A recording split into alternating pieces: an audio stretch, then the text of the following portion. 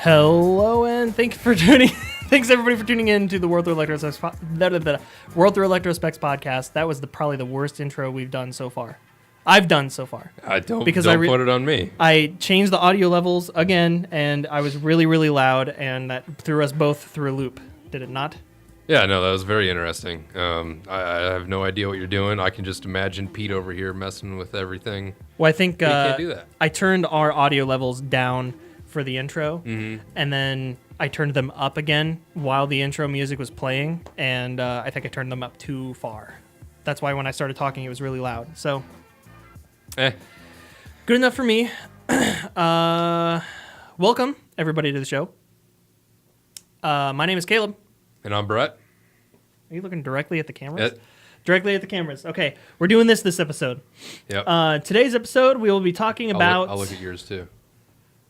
Oh, but... Okay, I'll look. We're looking at the cameras that aren't pointed toward us now. Yep. Okay. Okay. It seems like every episode, it's like a theme of the show is that every episode starts with us talking about audio and cameras. You have no idea what you're doing. No, there's. I never claimed I did. There's no regulations here. We never claimed we knew what we were talking about, or knew what we were doing. I like it.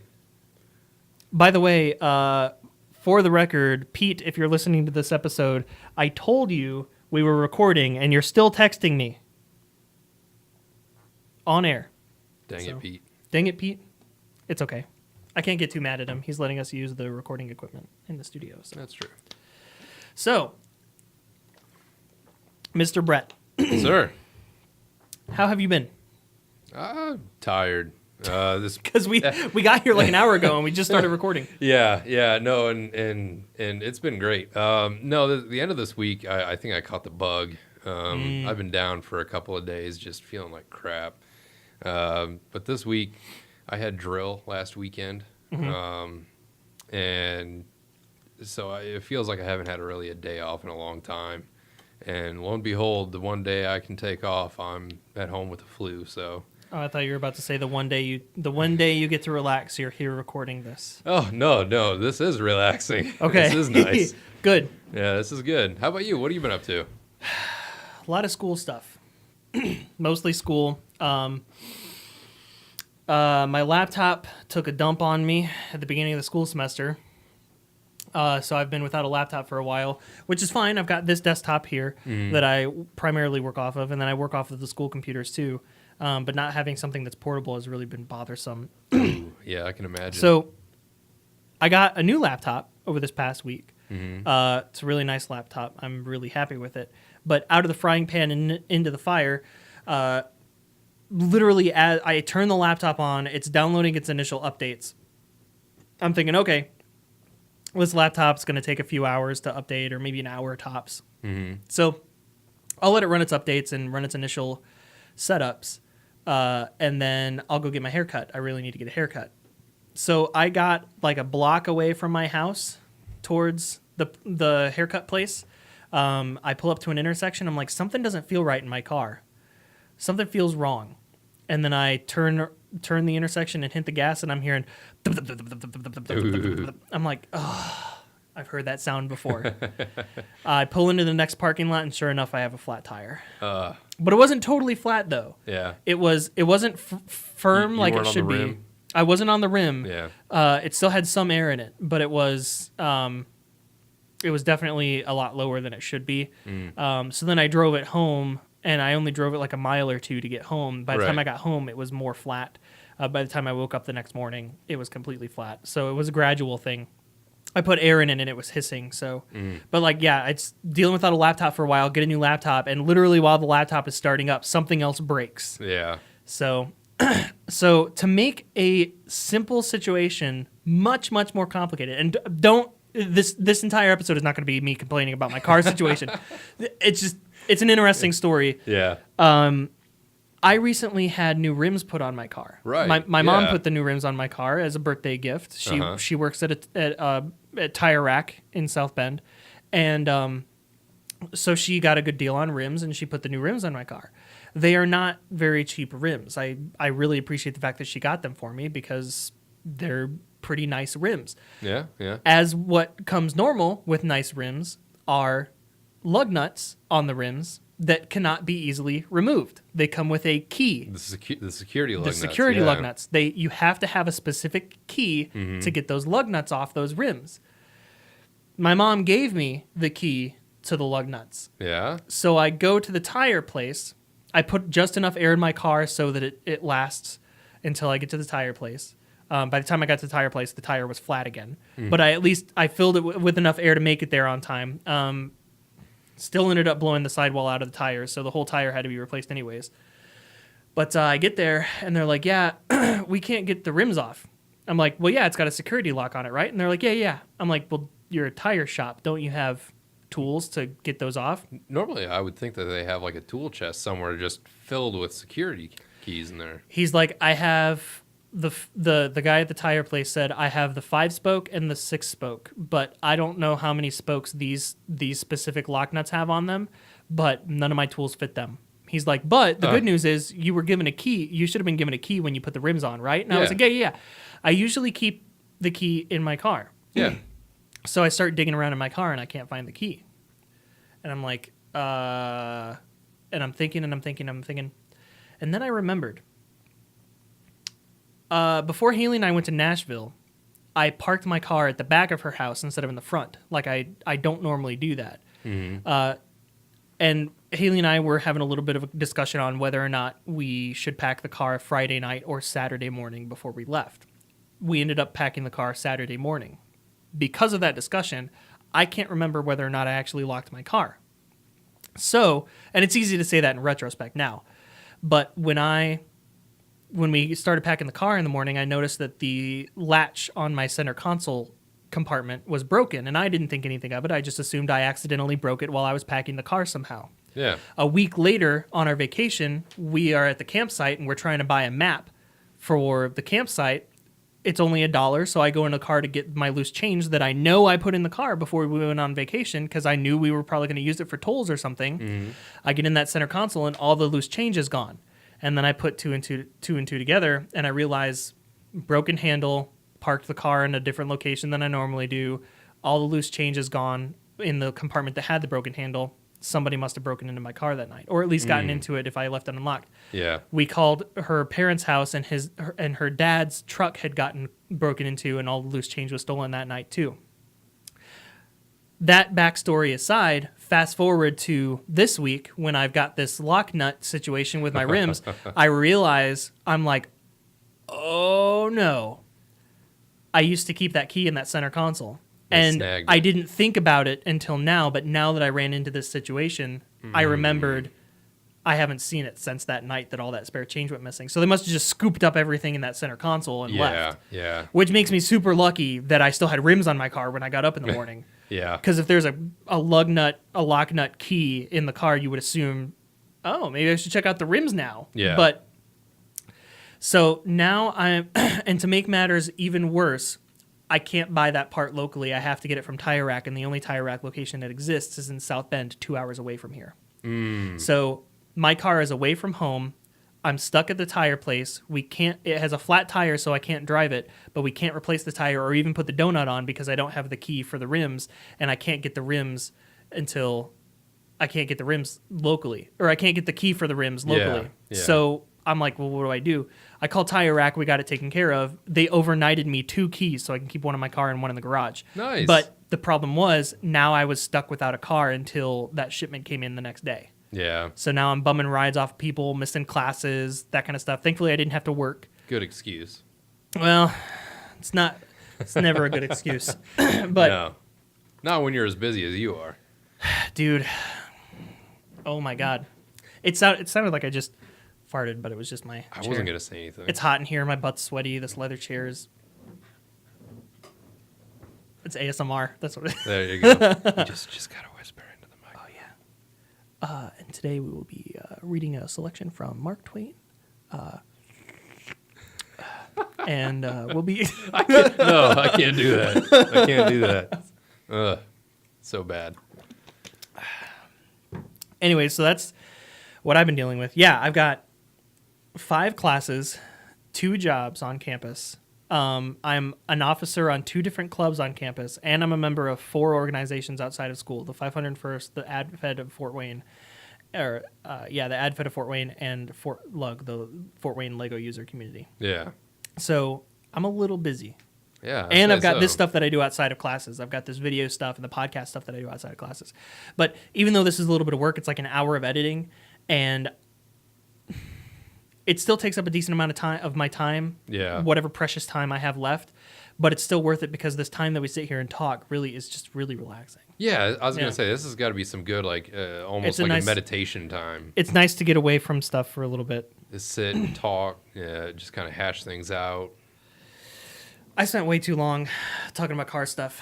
That's all good. Yeah. Hey, you asked me what I was up to. Yeah, That has been my week. When something like that happens, it consumes your week. This might be a good segue into what my topic was for tonight. All right, so we did something interesting with the topics this time. Yeah. What topic did you have? Timing. Excuse me? Timing. As weird as that sounds, okay, trust me, everything I was trying to research, I was going above and beyond, trying to come up, okay, what's today's topic going to be? It's got to be, like epic. But then I thought, I need to make this simple, but yet, thought-provoking. And for me, it was timing. And I'm sitting here going, I'm a busy guy. Mm-hmm. I know you're equally, if not twice as busy as I am. Ugh, so I thought, timing, it would be perfect.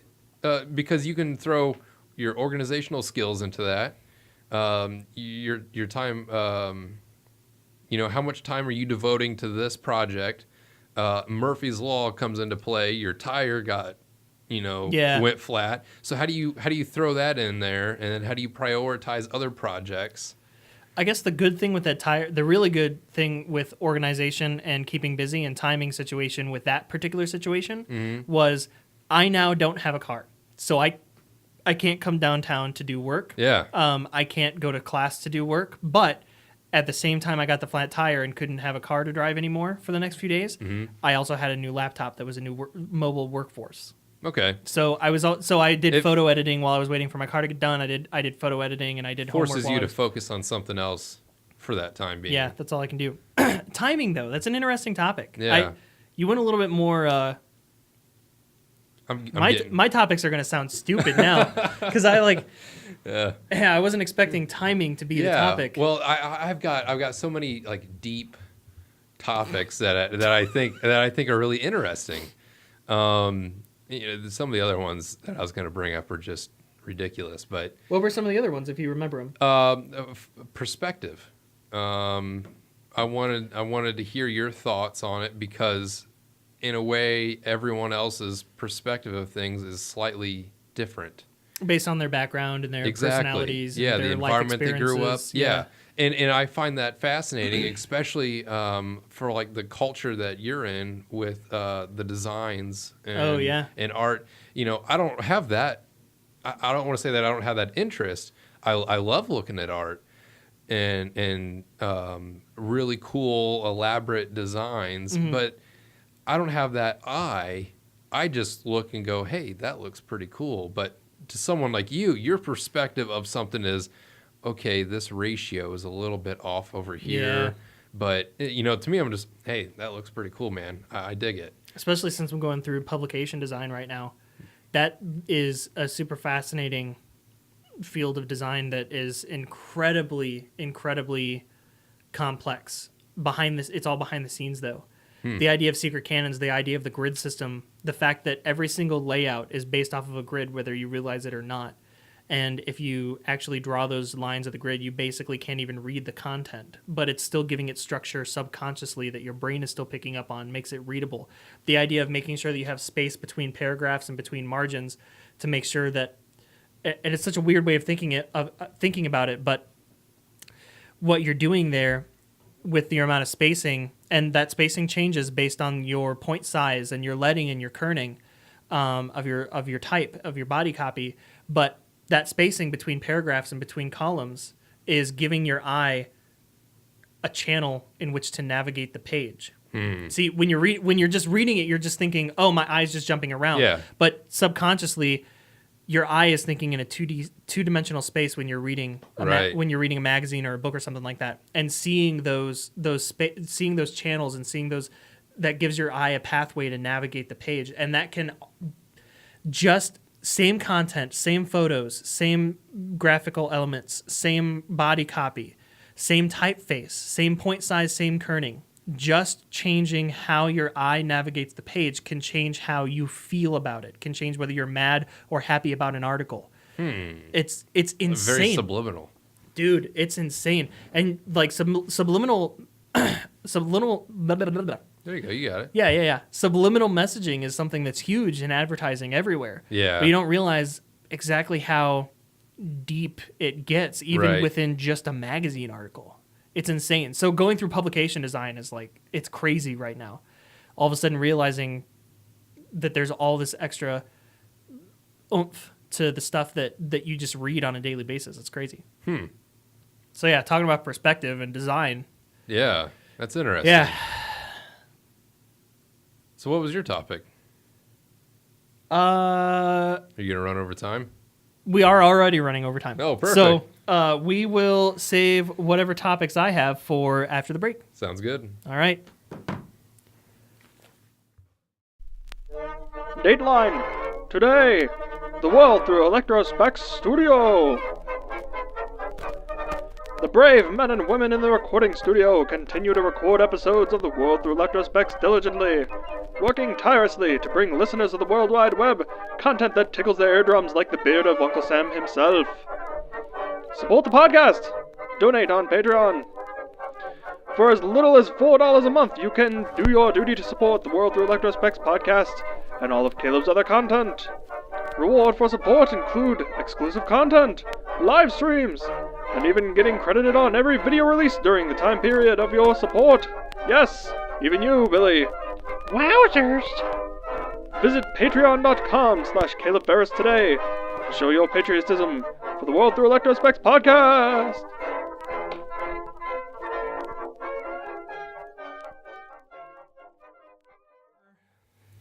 I was going a lot like nerdier and specific. Yeah, with my topics. I figured you were, and that's why I was like, I'm gonna throw a curveball. Yeah, you did flick me a curveball because that was, jeez. You know, my very first topic that I was thinking of was people watching. Man, I can sit at an airport and do that all day. I don't do a whole lot of. Haley loves people watching. Yeah, I haven't done a whole lot of people watching. I like watching people, but I don't do it very often. I like trying to think of people's backgrounds. Like, watch the way this person's walking. What life events have led that person to put those pants on this morning? Well, yeah. Yeah. But it's just, it blows me away because it's, especially, I've got this new gym and these coaches are phenomenal. And they're always... I'm going to go ahead and start the timer because we're talking about good stuff. Yeah. Might as well. Yeah. Welcome back, by the way. Continue. Yep. No, so, like our coach, he's talking to us about this seminar that he went to on how just walking across the room, you can tell how active they are. Oh yeah. You can see the way their stride is. Just to see how much they jiggle. Is that what? yeah, that's it. Yeah. Yeah. But no, it's fascinating to me. Like people watching is just you can try to assume their backgrounds, what kind of environment they grew up in. Excuse me, did you just assume my background? Well, I assumed a lot of things about him, but I don't say it. I'm sure like everyone else out there, but it's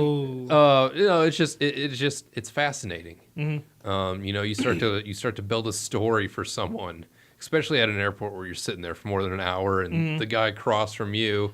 You're wondering how he even fits in the seat. Yeah. Well, it's just like, okay, there's this business guy sitting there, suit and tie, working on a laptop, and you're like, oh, I wonder, what's he doing in there? Is he playing Facebook what's he Grant? doing? Is he playing Bubble Witch Saga 3? Or is he going over financial spreadsheets for this quarter? Like, I bet you maybe that guy makes 6 figures a year. Maybe he's on his way to an interview right now. Man, how can he make that much money if he's only producing 6 action figures a year? How does he make a living off of that? Well, he did get business class seats. Oh, okay. So One for him. Yeah. He got 7 of them. One for him, and then Yeah. one for each of his 6 action figures. Exactly. They're life-size. Oh, he's in that business. They're life-size action figures. Yeah, life size. Yeah. That's what he's making that money from. Yeah. Well, this is my Justice League. Yeah. It's like buying a small car. Yeah. Oh no. So what were your topics? Okay, let's see what I had. So we tried this new thing this episode where we came up with topics separately that we might want to talk about, did quote-unquote research on them, and then we thought we would just bring them up.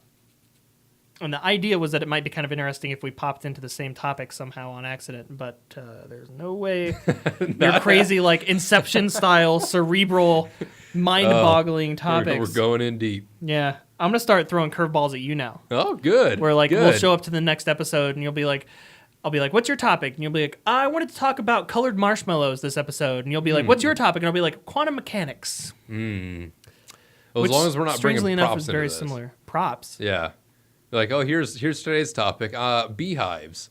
And just come in. Right? Yeah. So first thing that's on my list here, and you actually texted me about this recently, J.J. Abrams. Oh, okay. Coming back for episode 9. Yeah. Yeah. That'll be fascinating.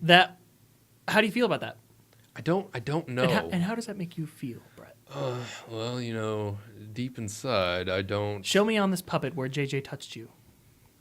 God. Like, I don't have enough fingers to point. No, I don't know how I feel about it, honestly. Obviously, I loved episode 7. I thought that was a really good movie, but it didn't feel like the sequels that I grew up with. Although he did make the comment in one of his interviews about how 7 was basically all about building that first foundation. And now, obviously, 8 is going to... Was that you that vibrated? I have no idea. Okay. Anyways, continue. 8 is kind of going to build the beginning of that story, and maybe 9 is going to show the conclusion to it. So it might be interesting to see how he built the foundation and then came to the conclusion in the end of the story. Yeah. Who was originally the director for the movie? Colin Trevorrow, I think it was. That sounds familiar. He was the director for episode 9. Yeah. And then he left because of creative differences between him. What was that? That seems to be a theme here. Because remember the 2 guys who were going to be the directors for the Han Solo movie, they were dumped by Kathleen Kennedy too. Well, by Lucasfilm, but Kathleen Kennedy is a lady who's talking in the interviews and the articles. She's the president, isn't she? Yeah, she's the president of Lucasfilm at the moment. Okay. But they dumped them because of creative differences again. So right. It's almost a little frightening because it almost sounds a little bit corporate. Yeah, and it seems like we hired these people, but they're not doing what we want them to do. So we're gonna find somebody who does what we want them to do. It's like, well, why don't you just do it? Yeah. You know? Why you gotta hire somebody else and then tell them what to do? Well, I can see how they want to make sure that everything is going linear.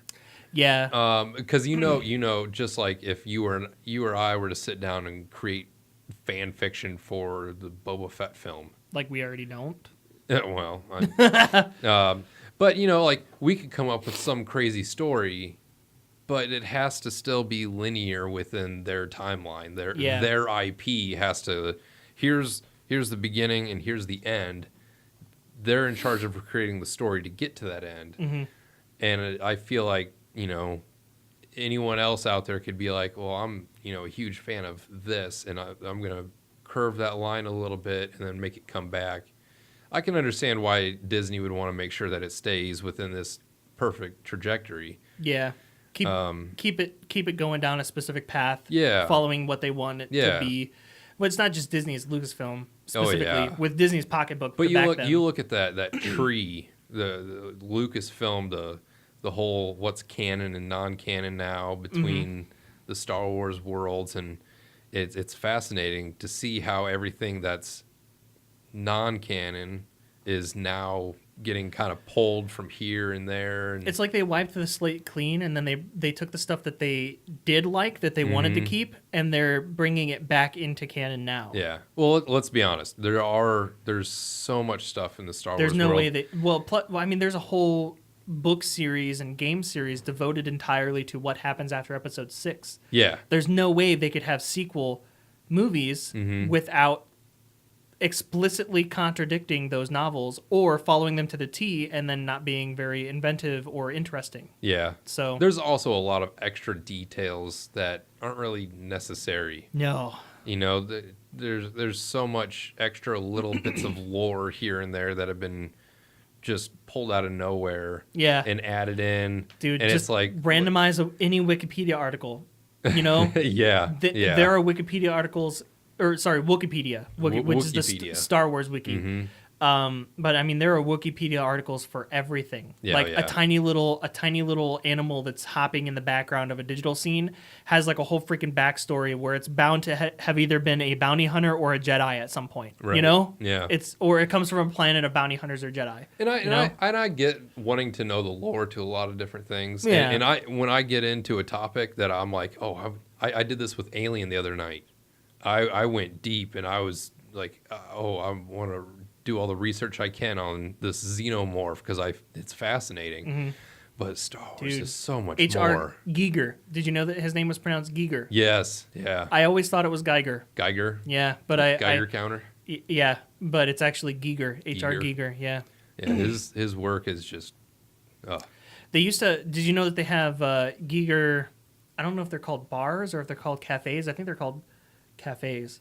But there are a few of them around in the world. I think there are only 2 or 3 that exist now. There used to be one in New York City, but it's not there anymore. I think there's one in France, I believe. But it's exactly what it sounds like. It is a bar, cafe, kind of restaurant place, but the entire place is themed after his artwork. So like all the tables look like they're made out of alien bones. All of the chairs are just covered in like ooze and blood looking stuff. What their food is. Dude, I have no idea. Well, I have no idea. We gotta go. Yeah. We gotta go now. Yeah. We could do the podcast there. Yeah. That'd be pretty cool. Something tells me it's not a very cheap place to go to. Yeah, we need more Patreon subscribers. Yep. Yeah, support us on Patreon so we can go to this crazy expensive stupid restaurant. So what was your topics? That was one of them. Oh, okay. But let's see. J.J. Abrams, he's coming back for episode 9, but he's directing it and he's co-writing it with I don't remember the guy's name. I want to say it's Tolan something. Tolkien? No, it's not Tolkien. Coming back for episode 9. I heard you guys needed help. Yeah. He's a Force ghost. Okay. He shows up. Oh, that's a good point question for you. What are your thoughts on Anakin being a Force ghost? There's a lot of speculation. I know Hayden Christensen was up for the idea of coming back and reprising his role as Anakin. I would love to see it. I think it'd be cool. I think it'd be a cool way to tie. I mean, we didn't have, of all the things that they changed in the original trilogy, in the re-releases and the digital, and then the Blu-ray, of all the digital scenes that they added, of all the things that they changed, I wish they added some things that had a little bit more continuity with episodes 1, 2, and 3 with the prequels. Yeah. Like if they changed the digital scene when they were going into Mos Eisley Cantina, and they added like when the Move Along trooper is talking to Luke and Obi-Wan in the land speeder, and they like that scene was perfectly fine, but they had to put this big digital green monster walking right in front of the camera. Yeah. They did stuff like that. Yeah. But they could have done stuff like when they're in the Jawa Sandcrawler. They could add like one of the broken down robots on the Jawa Sandcrawler could have been one of the B1 battle droids. Yeah. Or like a super battle droid or like a droidica or something like that. If they added little things like that digitally throughout the series, there would be so much more continuity throughout the entire series. Because right now it just feels like... It almost feels separate worlds. You see a lot of stuff from the original trilogy pop up. The broken down stuff in the original trilogy pops up as brand new stuff in the prequel trilogy, but you don't see any of the prequel trilogy stuff retconned into that's a good point. Original trilogy. So I think the idea of bringing Hayden Christensen back as I take that back because they brought Hayden Christensen as his Force Ghost in the yeah. So that's one example, but they could have done more of that. Yeah. Adding the Battle Droid to the Sandcrawler. And I keep using that as a specific example because I believe... That would have been perfect. One of the fan edits does that, I believe. Oh, really? Right, but it's a fan edit. Yeah. I'm saying if they did that stuff in the actual canon releases of the films when George Lucas went back and made changes, that would have been pretty cool. Like if... it's like coming full circle again. Right, like, I don't know. If in the trash compactor there was a little piece, there were a couple of like the DC-17 rifles that the clone troopers carry, in the trash compactor, or if on Tatooine, one of the junkyards or something like that, or one of the pieces of junk sitting in the background when they were going through Mos Eisley was like a broken down Arc 170 starfighter from the Clone Wars era. Like that kind of stuff would have added more to it and made it more interesting and more continuity. You know what would be interesting is, and you see this in like the background characters, like mercenaries or just, I guess anyone in the Star Wars world, they always have a piece of stormtrooper armor somewhere, whether it's like the chest even in piece Empire or the Strikes Back, pauldrons. Dengar. Yeah, exactly. He's wearing snowtrooper armor that's just repainted. How cool would it be, brown. like in Episode 4, you saw a merc who had like pieces of clone trooper armor kind of molded together into a mercenary outfit. You don't get any of that. There's nothing carried over. If one of the like, I don't know, what would you call them? Just kind of goons. If one of the goons in Jabba's palace had like a repurposed clone trooper, those clone trooper pilot helmets that just had the open face. If one of them had those when they were wearing, like in the background of Jabba's palace, it would just add to it, Come on, Disney, get with it. Yeah. I know there are fan edits that do that, but... So, yes, the idea of Hayden Christensen coming... To bring this back around, the idea of Hayden Christensen coming back as a Force Ghost in the sequel trilogy that we have now, the Lucasfilm, Disney, J.J. Abrams... 8 and 9. Yeah, 8 and 9. If we had him coming back as a Force Ghost, I think that would be pretty cool, and I think it'd be a good direction to take things. I think that'd be really awesome. I heard the guy who I specifically brought up the guy who was co-writing it because I forget the guy's name, but he and J.J. Abrams are co-writing Episode 9, and it's kind of weird because J.J. Abrams has a lot of stuff under his belt, but this other guy that he's co-writing with, you look him up on IMDb or whatever, he only has like 5 credits for things that he's written, but they're really good. Yeah. He's the guy who wrote the screenplay for Argo, I believe is the name of the movie. And he also did Batman. He wrote Batman vs. Superman screenplay, and he's the guy who's in charge of Justice League right now, and then 2 other movies that I never heard of. So he doesn't have much under his belt, but he's got some pretty good stuff. So it's going to be interesting seeing like J.J. Abrams, who is that? Zack Snyder? It's not Zack Snyder. Zack Snyder was the director. I don't know.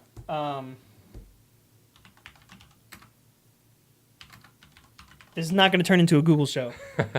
But as a writer, Zack Snyder was the director. Right. We're looking for this is why we need a third person on the podcast on a regular basis just to do fact checking. Yeah, you just need to Google Chris Terrio. That's his name. Chris Terrio. Huh. Argo, Batman vs. Superman, Justice League, Heights. Didn't Argo Book won of several Kings. awards, didn't he? Well, yeah, he won a what is it, an Oscar? I don't know if it's not an Emmy. Follow is it any an Emmy? of that. Or is it Emmy the music? Maybe one of those Globe things. One of those Globe things. Yeah, I don't know. That's going to be the title of this episode. One of those Globe things. Yeah, one of those Globe things. He won one of those weird awards though for Argo. I bet it's shiny. Probably. So do you have a second topic? We are out of time. Okay. I did have more topics, but it looks like that particular method of doing things. Okay, so I will mention one thing. The other thing I had in my top. Sorry, we're gonna go way over time. Oh well. 2 more things, and I'll make them quick. Sure. One was, and we can talk about this more in next week's episode. But one of the other things that was on my list was Brickworld Fort Wayne. That's coming up soon. Oh, okay. So if you're in the northern Indiana, southern Michigan, western Ohio, whatever area, in Fort Wayne, coming up on October 14th and 15th is, I believe it's 14th, 15th. Don't quote me on that. I should know this, but I don't. Brickworld Fort Wayne, which is a huge Lego convention that's coming up. And as a member of Fort Lug, I'm going to be helping with that event as well, and I'm going to be there at the table and all this stuff. So I wanted to mention that. I just wanted to give that a quick plug. The other thing I had was 2 people that I feel deserve, well more than deserve, a good shout out from the YouTube content that we've been releasing, not just with the podcast, but also the other videos. I have their names written down. First one is David Light. David Light has been following the Fusion 800 content that I've been releasing to a T, and we actually had you can go to the YouTube comments. There's a long, 12 comment thread of him and me just talking back and forth about Fusion 800 and printing processes and 3D printing and letterpress printing and stuff. Oh, cool. So huge thanks to you, David Light, for all the feedback. I sincerely appreciate that. Another person that deserves a shout out is a Mr. Bill Van Loo. I don't know if you've heard of him or not, but he's another YouTuber. He's got a channel where he builds things. He was, I believe, he popped up when we did our work with Duresta. Duresta. This is that hat that has this sideways thing, by the way. It looks good. If it looks straight. It doesn't look straight. So if it looks straight. Yeah. But Bill Van Loo has a YouTube channel where he builds things. I think he first got in contact with me. He followed me on Instagram. He subscribed to me on YouTube, and I did the same back to him, and we talked a little bit. Cool. He expressed interest in the 3D printing thing as well. Yeah. I checked out his YouTube channel. He actually he started a really, really cool software that's just a totally different way of looking at 3D designing called Beetle Blocks. Beetle Blocks? I want to say it's Beetle Blocks. If I got that wrong, Bill, I sincerely apologize.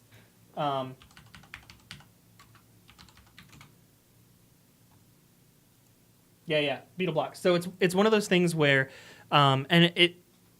what he's doing is different, but certain elements of it are somewhat familiar. You know how sometimes there are kind of graphical teaching tools for coding where you take segments of code that represent an action or a series of movements or a reference to another set of code or a repeat, and you just drag those graphical elements and start plugging them in, and it creates a code instead of actually coding. So it's teaching you how to code. Yeah. He has that, but with 3D modeling and 3D printing. So you use these blocks of code to visually create the code and learn kind of how coding works. But what you're doing is you're telling this little beetle to make movements on an XYZ plane. In XYZ coordinates.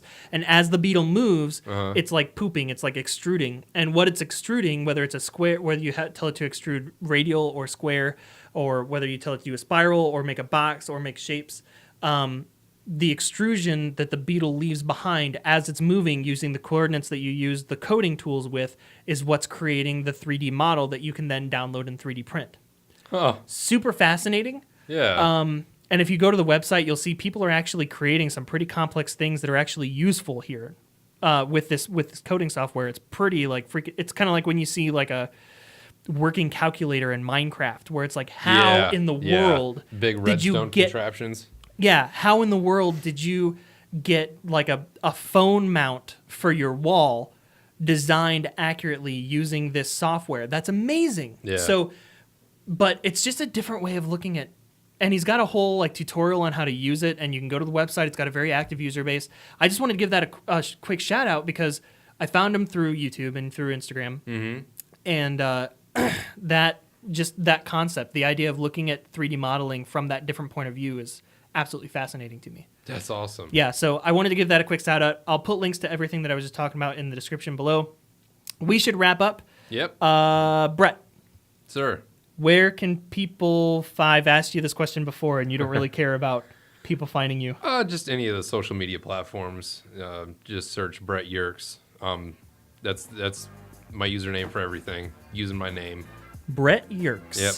With 2 T's. Yeah, that's correct. I don't try to hide. Brett Yerkes. That's right. Okay. How about you?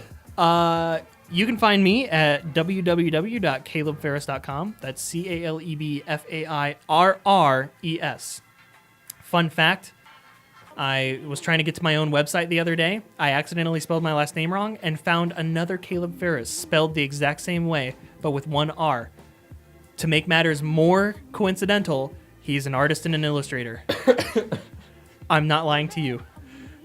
And my logo is the CF, where the bottom of the C turns into the crossbar of the F. Yeah. His logo is the CF, where the bottom of the C turns into the spine of the F. We're like freaking doppelgangers, dude.